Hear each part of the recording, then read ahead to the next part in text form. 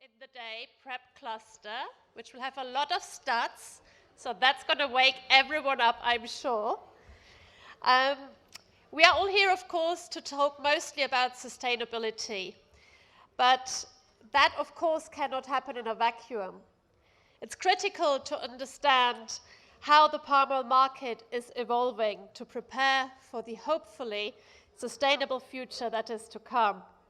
The current global demand for palm oil is an estimated 72 to 73 million tons, and CSPO represents about 19 to 20% of that.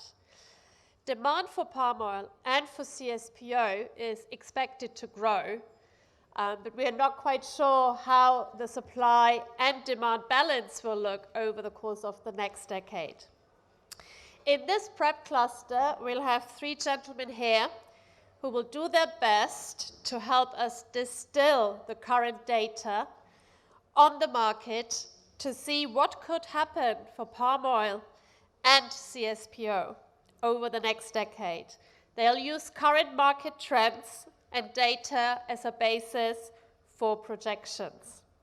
We will start with a macro view of the overall market before we zoom in specifically onto the market for CSPO and talk about the key challenges that RSPO is facing in that context.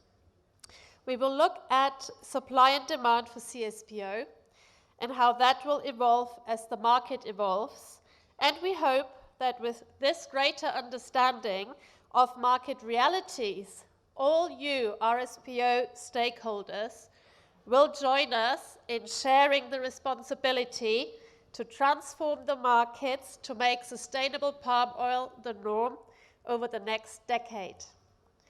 First off, our panel will provide you with the background information in three presentations before we get together and take your questions as well to help us unpack all that data a little bit further. You can start sending us your questions via the app. So if you haven't downloaded the app, please do so. Go to the program for this conference and find Prep Cluster 10 called The Next Decade. And there you can put in your questions for us, and we might even have a few questions for you as well. After each of the presentations, there'll also be an opportunity to just ask some brief clarifying questions if needed. If any of the terminology or data wasn't clear, you can flag that as well via the app.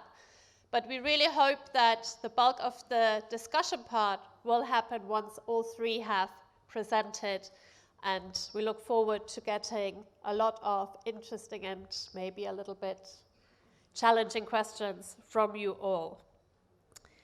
But first, a question for you. Do you think palm oil prices will be going up or down in 2020? Up or down in 2020? Looks quite unanimous. But let's see. I'm very pleased to introduce our first speaker to you. Dr. Satya Varka is the owner and co-founder of Palm Oil Analytics, which is an online publisher of palm oil daily news, price, data, and analysis based in Singapore, serving the global commodity market. Satya has been around for a while in the commodities information business for over 20 years and will tell us more about palm oil analytics and the analysis of current market trends. So I'll invite Satya for the first presentation.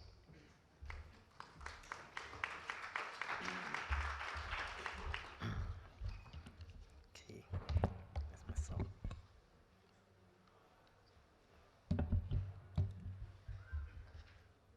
It's just, okay, I don't know. Okay, thank you, Chairman. Good afternoon, ladies and gentlemen.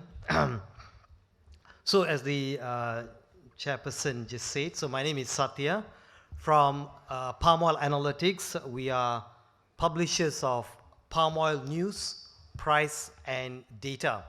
So we publish 2 newsletters a day covering market commentary, prices, and analytics, midday report and closing market report.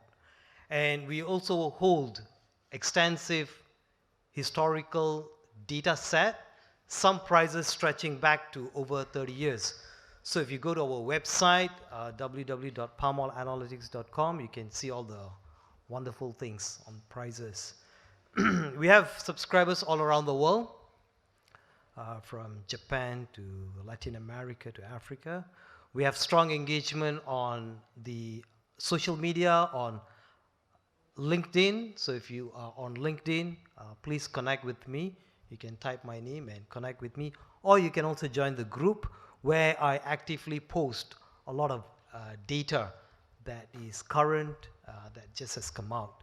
And I also have active followers, growing number of followers on Twitter.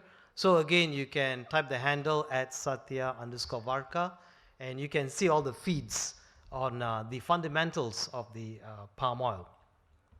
And of course, we have a strong partnership with the Bloomberg News Agency. So if you have a subscription to the Bloomberg terminal, you can also get the newsletter there. So this is what I'm going to talk about very briefly. So you are all convinced 100% that the prices are going to go up. So that is true.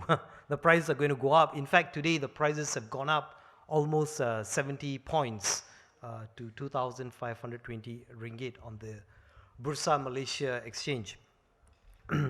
So the two main factors that you will continue to hear in the rest of this year, in November, December, and in the first half of next year is, number one, low production. That's going to be the theme that's going to be repeated again and again, lower production. And number two, higher uptake of CPO for biodiesel use, particularly in Indonesia. So we are going into a scenario of low production coinciding with higher mandates. So that gives us a very tight supply and higher prices. So that's the outlook very briefly. These are all the things that I'm going to just touch on very briefly, because we don't have a lot of time. So main factors impacting prices and production in 2019. So these are some of the main variables. So if there are few significant ones on prices, they would be the African swine fever that has decimated the pig population. Some people put it at 20 million, some people put it at 60 million, so big number. So because of the decimation of the pig population, soya bean crush has decreased. Soya bean crush has decreased, soya bean meal sales have been very low, and as a result, the byproduct soya bean oil supply has been constricted or reduced. So that means China in particular has to depend on palm oil. The other trade policies, very widely reported, you all will know that United States and China has been on just over a year in a situation where soya beans have been taxed at a very high rate by the Chinese on a retaliatory policies. So that has reduced the imports of soya bean into the Chinese market. The EU Renewable Energy Directives, I'll say a little bit about that later. Biodiesel, as I said already, the biodiesel mandate that's coming up in Indonesia from current B20 to B30, and in Malaysia from B10 to B20 has been a big driver for higher prices. Production, Malaysia peak production periods are August, September and October, but we have not seen a big increase in production this year. So that has been another reason for higher prices. Moving on to the production side, the main reason for lower production in Indonesia next year, particularly in Sumatra and Kalimantan, is because of prolonged dry weather and prolonged absence of rain. So that has likely to reduce the yield that is about to come up in the next 12 to 24 months. But we think Indonesia will produce just extra 1 million tons only next year. The second is very evident data shows that the application of fertilizer in the oil palm plantations have been very low this year, and that will also be an impact in lower production next year. Okay, so these are some of the main themes that's been driving higher prices in October. In particular, October has been the month where there was a rally in the CPO prices, and today we still see the prices there. Perhaps there should be a pullback in the prices because all the numbers that leading analysts has predicted that's supposed to happen next year is already happening now, right? So there may be some correction that is to happen because we have not seen the export numbers for November and December. October exports been very good, but production has been very low. So that's really driving up the prices now. So looking at the production of Indonesia and Malaysia year-on-year basis, so this is comparing this year, this month versus the same time last year. So you can see the blue lines are all Malaysian production and the red is Indonesia. Production has been very good. Growth pace has been very good at the beginning of the year, at the first half of the year, January to June. But thereafter, production has tapered.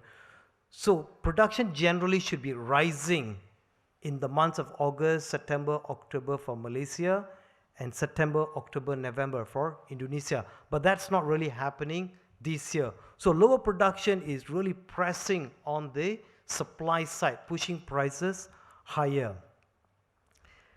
Production for November and December will be critical in determining the price guidance for the rest of this year. Production outlook, so 2019, so just before that, let me just say, so the reason why we look at Indonesia and Malaysia is because Indonesia and Malaysia produces about 86% of the global CPO production. So that's why there's a lot of focus on Indonesia and Malaysia. Indonesia is much larger producer, about more than 40 million tons, but Malaysia is about 20 million. But the market looks at Malaysian data and Malaysian prices. So that's an interesting thing because Malaysian prices are seen as the benchmark. The CPO futures, which is on the Bursa Malaysia, is the benchmark price, right? Although Indonesia produces a lot more than Malaysia. So we can talk about that more a bit later.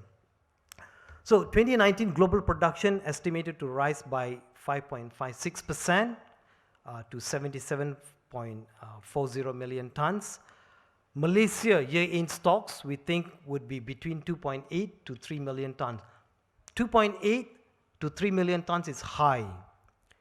If you have high stocks, prices should be coming down. So that's why we think there would be some sort of correction from the current prices. 2020 production rise to be slower. I think the market is expecting a slower pace of increase in production. So there will be an increase. There will be an increase every year. That's not the problem. What we are interested in, the marginal increase. How much is it going to increase? So the increase we think is going to be between 3 to 3.5%. That just takes us global production to 80 million tons. But the scenario really is tight supply and very strong demand in 2020, particularly in the first half. So production growth, if you use lower fertilizer, weather has been a major impediment. So production growth has to come from productivity gains. That means yields are the critical factor in determining the production in Malaysia and Indonesia. And Malaysia has got a declining yield trend compared to, there are variations between small and big. Many big producers in Malaysia has got a high yield rate of 22 tons of FFB per hectare compared to smallholders, which range from 14 to 17. But at a national level, it's about 17, which is low compared to the previous years because of very slow rate of replanting. So future growth in terms of productivity gains will not necessarily come from Malaysia, but will come from new areas either in Indonesia or in countries like Colombia. Okay. Okay, so we looked at the supply side, the production just now. So let's look at the demand side. So you saw production was up 14.62% January to September 2019 versus 2018, but exports have been rising at about 5.48%, so a bit slower in terms of demand growth. But main growth markets now are India, China, and the EU, right? But these will change, say, in the next 10 years. And main growth sector, so edible oils is the largest segment of the demand market, but the profit margins are low for the refiners. The new growth sector is biodiesel, right? Both domestically for Indonesia,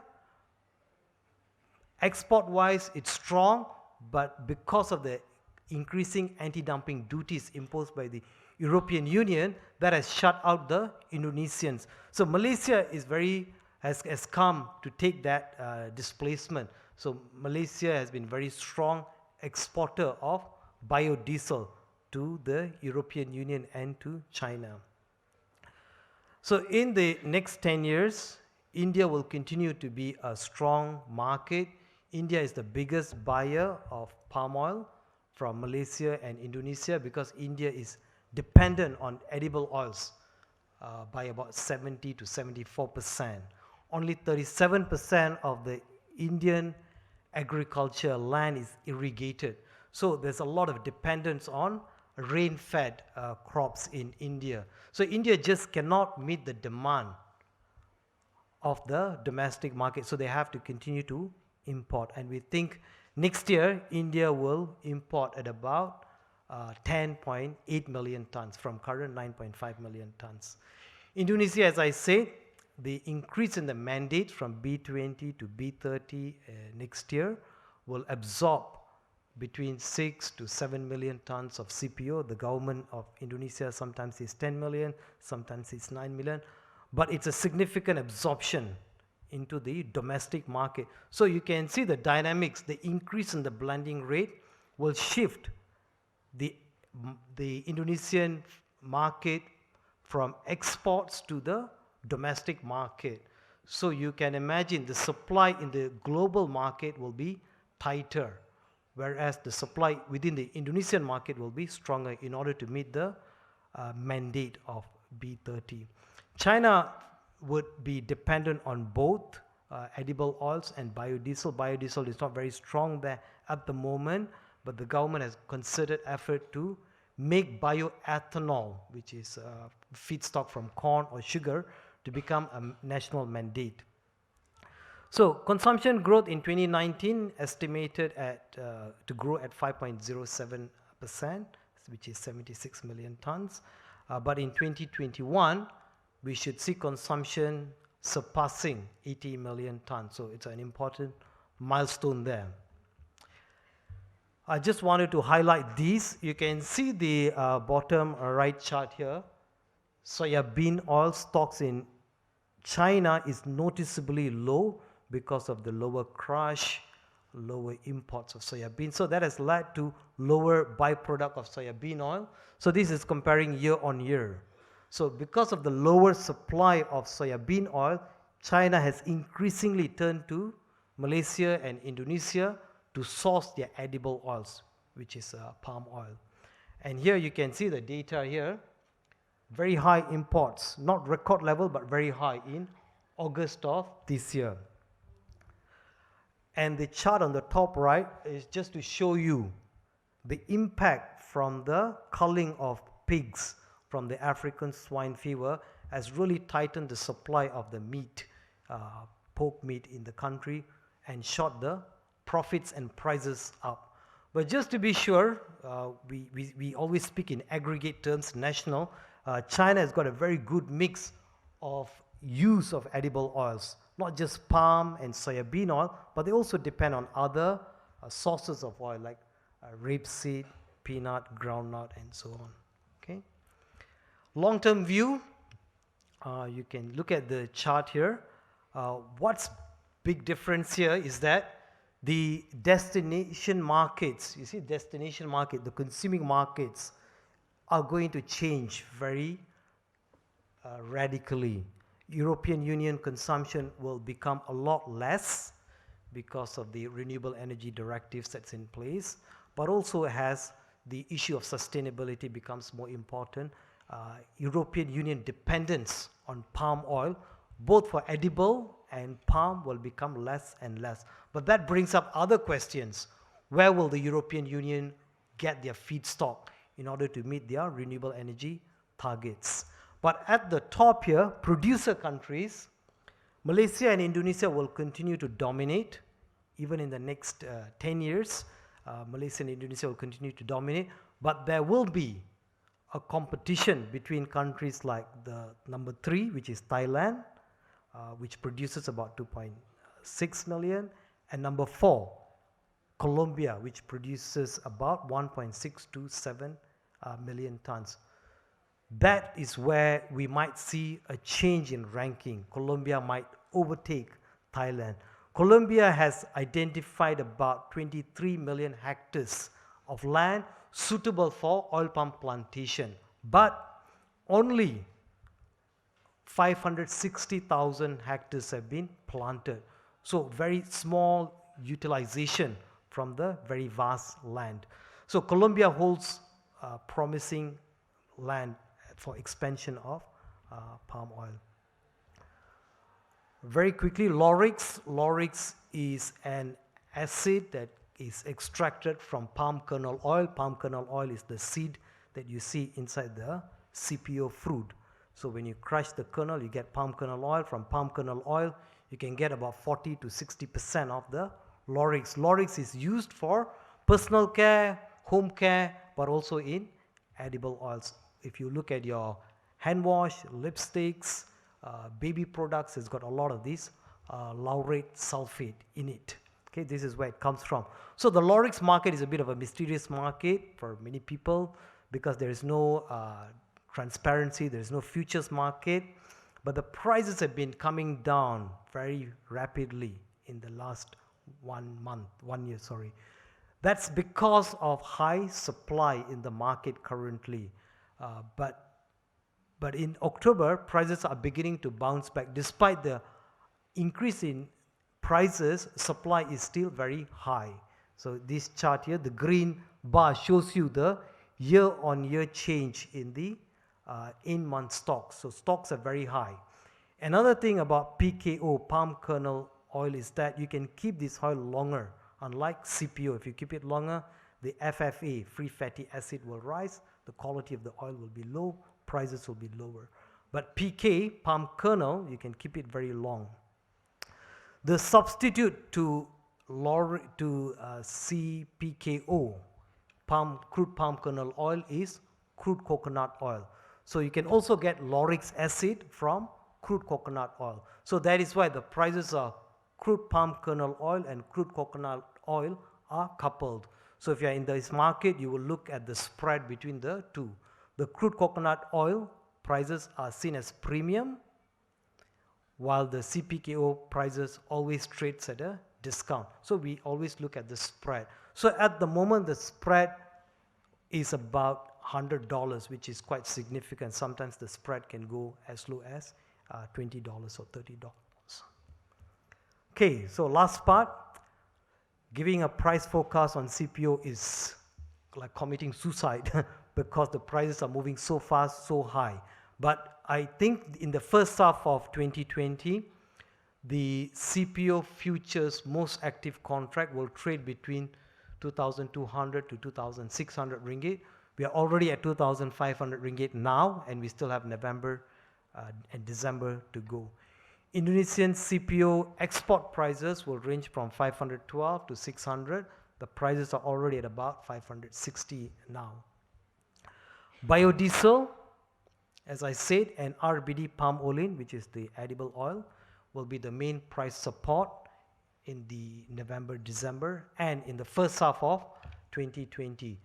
The palm market is continue to be speaking and highlighting on the mandates because that's going to be the biggest game changer in 2020. CPKO prices will be under pressure, although prices are high now, but prices will pull back. There will be correction because supply is just so high out there in the market. So repeating, production growth will slow down in 2020, but will pick up pace in 2021. Okay, with that, thank you very much. Thank you.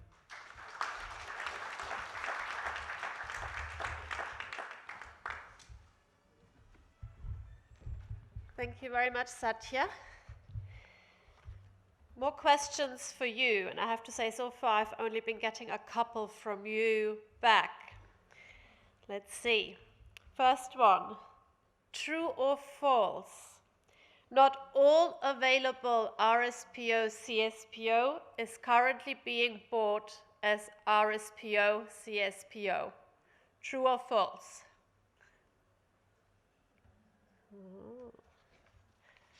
Okay, second question.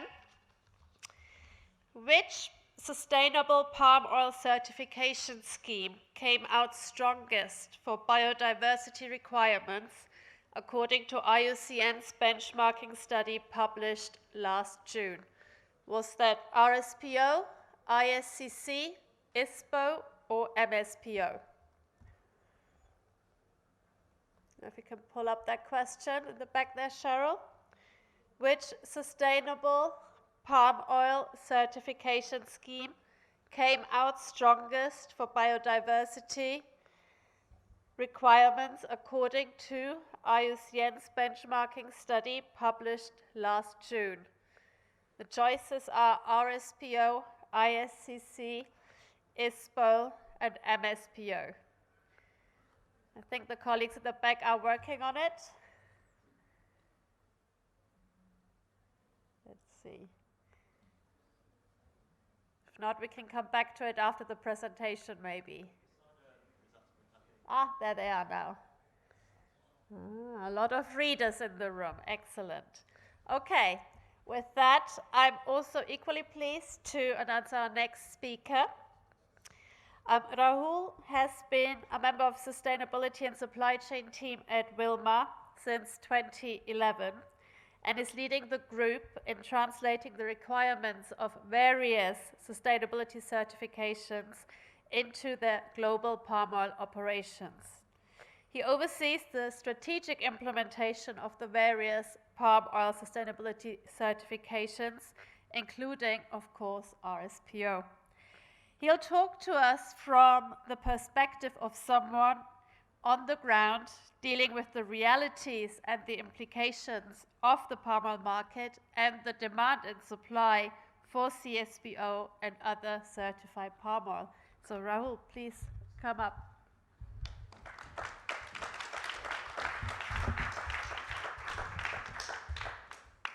Thank you. Thanks, Bilge, and thanks, Satya. I think you started off on a right note. Right, so today I'm going to talk through basically the journey of sustainable palm oil, just reflecting on what we've done so far as an industry and try and present, a direction, a possible direction based on what we've done today, so bear with me. I'll be happy to take, listen to your comments and questions at the end. Let's just go through the presentation and see what I have in store.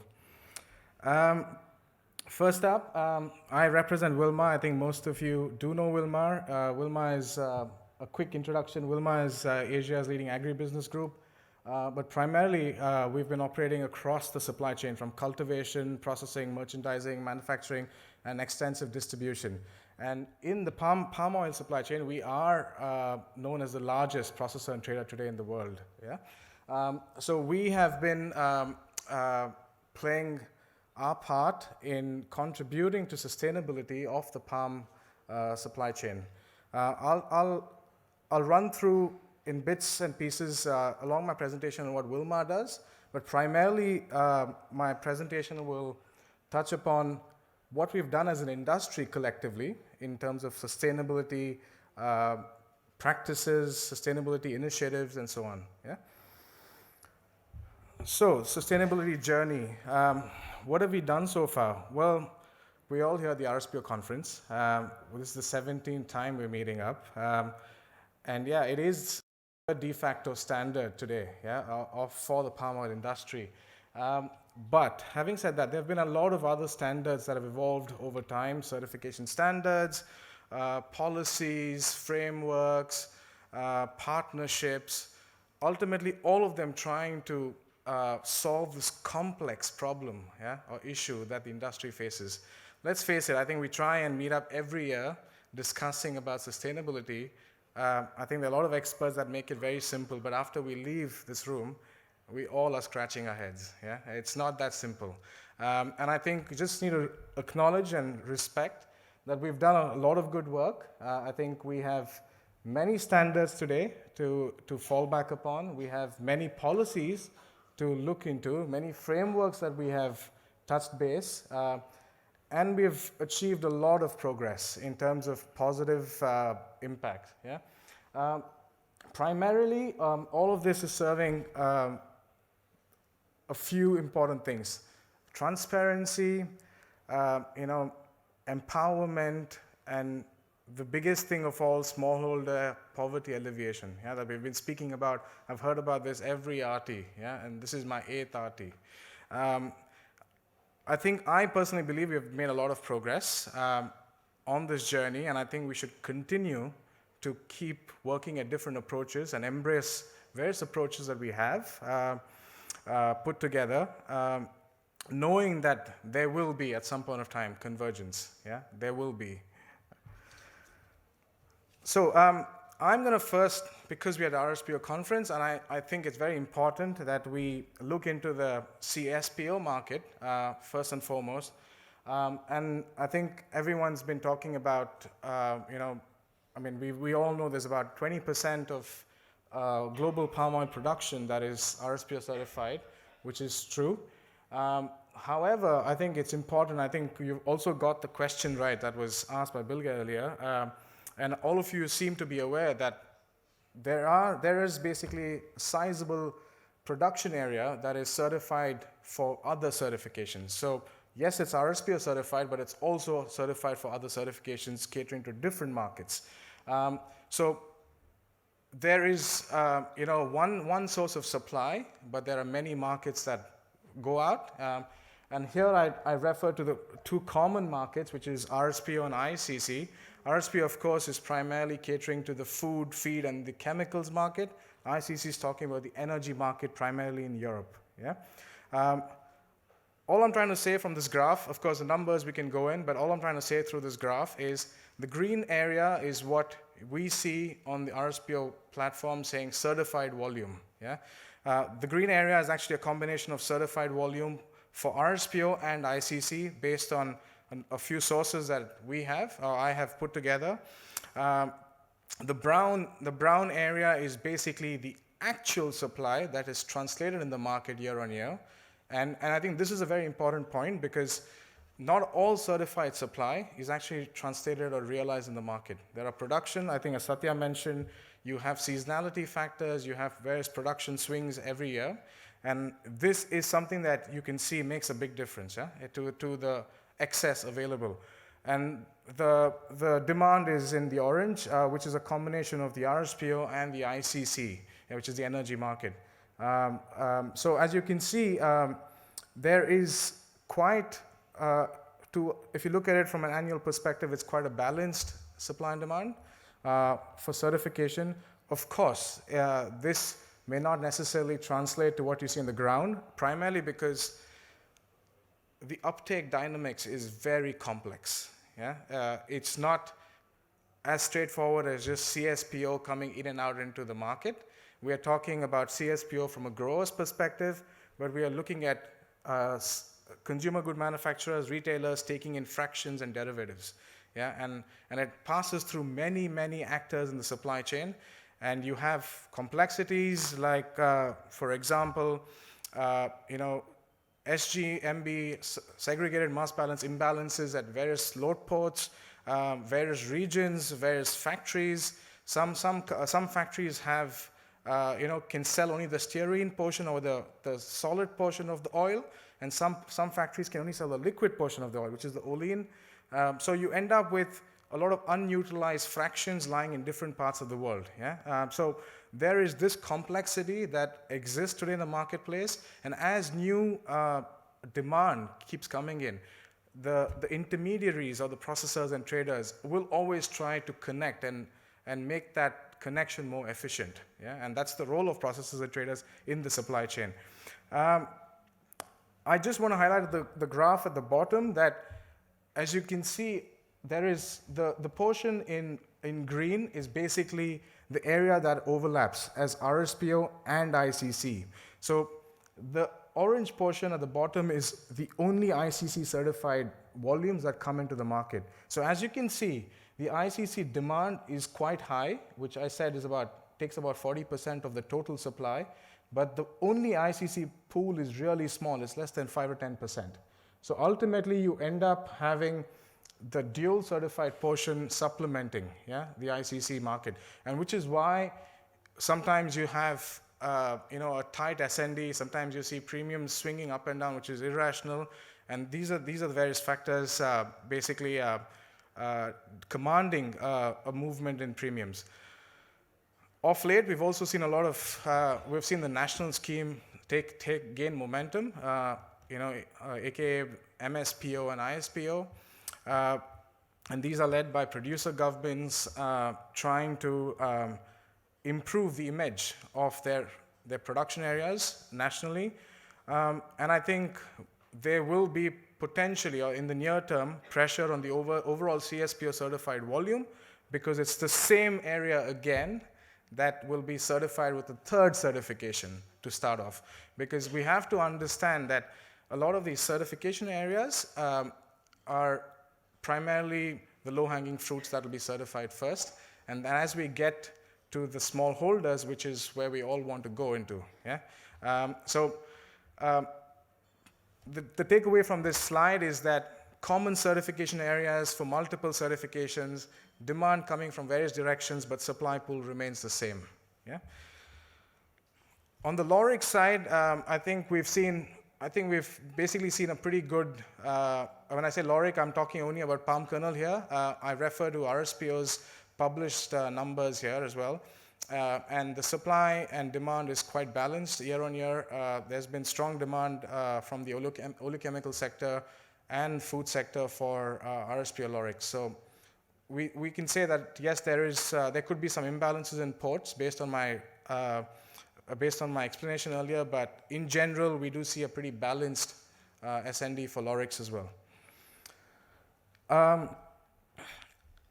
However, in addition to certification like RSPO and the other schemes, we have seen of late over the last 5 to 7 years, the rise of company NDP policies. Yeah, and these actually are, in our view as Wilmar, these are complementary and very important part of the sustainability journey. Yeah, certification has played a very important part so far in raising the bar, setting a standard among stakeholders, but we also know that the gap created is very wide. Yeah, and we need to find mechanisms, approaches to bring along a lot of the other wider industry, the remaining 80% that we speak about constantly. One key metric here we have seen is that RSPO supply has seen a plateau over the last 5 years. Yeah, we've seen that stabilize, and RSPO has been, I think, the collective stakeholders have been trying to increase the supply. However, we have all acknowledged that there's a wide gap. Yeah, in getting the rest of the producers to comply with RSPO. There's a lot of let's say deterring factors. We can go into details later, but we need to find a bridge, yeah, to bring them on board. Yeah, we need to find that. And this is where we think the NDP policies, sustainability pledges of large companies, players in the market makes a big difference. Primarily from, I think, a couple of key things. Cost, yeah. We don't want to be fighting for the same pool of oil, yeah, and just that small pool of oil that everyone's going to be paying skyrocket premiums. It's not solving the sustainability issue at all. The other thing is that everyone wants, it's better off to have a bigger pool that we can all work towards transformation. The second thing is that through the NDP commitments, you have now a broader accountability. You have broad level transparency and corporates and supply chains now that are open to showcase where they buy from, what they do, what are the issues, to allow stakeholders to come on board and help bridge that gap. Yeah?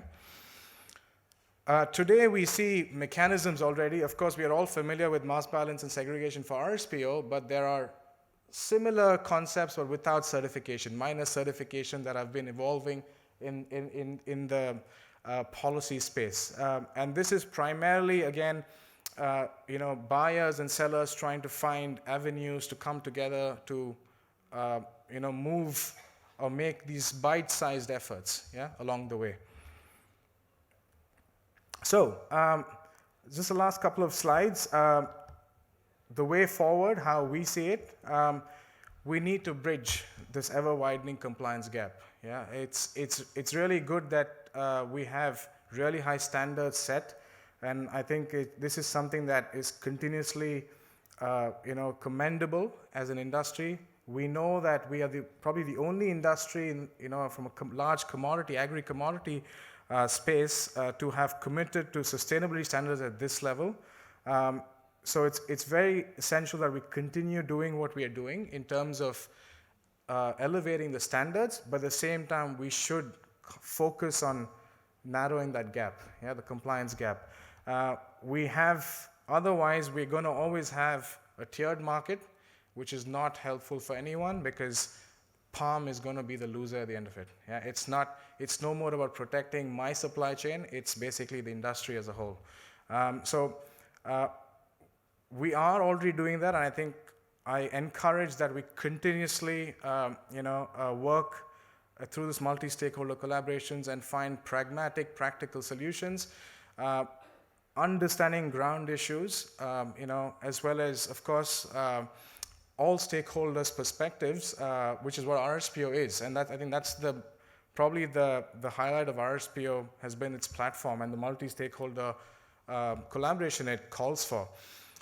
We do need realistic initiatives of smallholder integration. I think we've all spoken about smallholders for a long time. I think there's been a lot of initiatives. I've heard throughout the day, every single session had smallholders as the big gap that needs to be closed, and also the sector that needs to be empowered. Yeah, and I think on that note, we should support landscape and jurisdictional approaches, primarily because it's focused on serving smallholders, but at the same time it's focused on scaling them up because that's what markets want. Markets want scale, markets want efficiency, markets want sufficient expanded feedstock volumes that they can play around with. Yeah. And yes, I think the last thing is that, as I mentioned here, certification or not, the palm industry is today the favorite whipping boy. Yeah, we are not spared from any backlash. I think it's good that we have a high level of check and balances in place, and I think it keeps us moving forward year on year. But at the same time, I think we as an industry need to find convergence in whatever we do eventually, and try and make it for scale, because this is where we will really see transformation. Yeah, be it certification or not, we have to find a way to come together. And we need to start working as an industry to broadcast the positive stories that we have achieved over the last decade. A lot has been done, but more often than not, I think it's only the negative that comes out, in the media. And I think we need to find ways to proactively, positively share what the industry has achieved. And I think there's a lot. We believe there's a lot that the industry has achieved that we need to speak of, and we should. Just to add on to what Satya had said, we have been seeing now of late a lot of protectionism in the marketplace. Globally, geopolitics, and also within the industry that is palm. We've seen the European Union directive, renewable energy directive, that potentially, some of us say outright discrimination, but also we also see it as, some of us also see it as protectionism. But regardless, I think one thing we all have to understand is that protectionism is here to stay. What we have started on is we've embarked on this journey of sustainable palm oil, and I think we need to continue working on that, regardless of what the end markets asked for. The European Union Energy Directive is not a complete ban yet. There is still volumes that will flow, and this is something that the intention is to phase out by 2030. So there's still a lot of time. There's still a decade to go. So we need to continuously work on these gaps that I mentioned, because at the end of the day, total sustainability is a long game. It's not something we can enter today and exit tomorrow. This is also linked to what Satya mentioned earlier, which is there is a lot of synergy with how markets react, markets play, and I think this is something that we all need to take away somewhere. Keep this at the back of our mind when we talk about sustainability. It's not just about we're all doing meeting here year on year, trying to work on enhancing standards, but we also need to see how to make it practical to flow into the market. We need to find that bridge to flow into the market. And I think my final takeaway is that convergence is needed. There's a lot of good things that have happened from various initiatives, standards. RSPO has an absolute advantage in its platform ecosystem, and it can lead in the next decade. Thank you.